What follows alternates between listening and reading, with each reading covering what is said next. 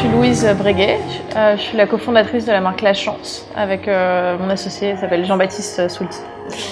Et donc on a créé cette marque il y a maintenant 6 ans, c'est une marque française, on est éditeur, donc on travaille nous avec des designers qui on demande de dessiner un produit, on les brief sur un produit à dessiner pour nous et ensuite on fait tout le développement, la production en interne et ensuite on vend nos produits à des magasins comme Fenêtre sur Cour. On a une identité assez française parce qu'on puise notre inspiration un peu dans l'art déco.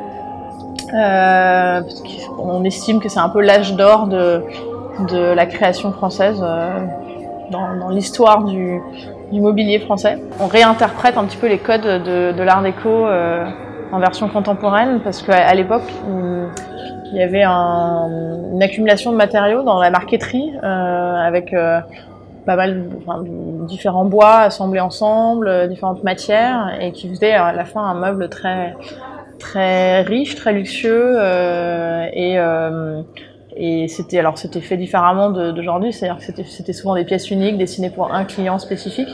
Nous aujourd'hui c'est des meubles qui sont faits en série.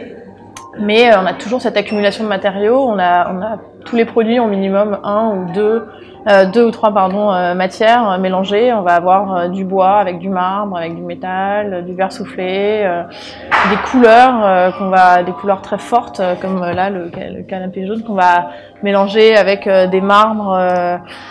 Du chrome, du cuivre, voilà. Donc il y a une sorte de mélange de matières nobles et de couleurs pour pas s'empêcher en fait de travailler avec de la couleur dans des produits assez luxueux et quand même que ça reste assez cosy, que ce soit pas quelque chose de ludique et d'enfantin, mais que ça reste quelque chose d'établi. Et nous, nos produits, on a des pièces qui sont toujours assez sculpturales. C'est à la fois des meubles confortables qu'on peut utiliser au quotidien, mais qui auront beaucoup de présence dans un salon par exemple, c'est-à-dire que c'est presque comme une sculpture que vous avez un buste que vous allez mettre sur un meuble.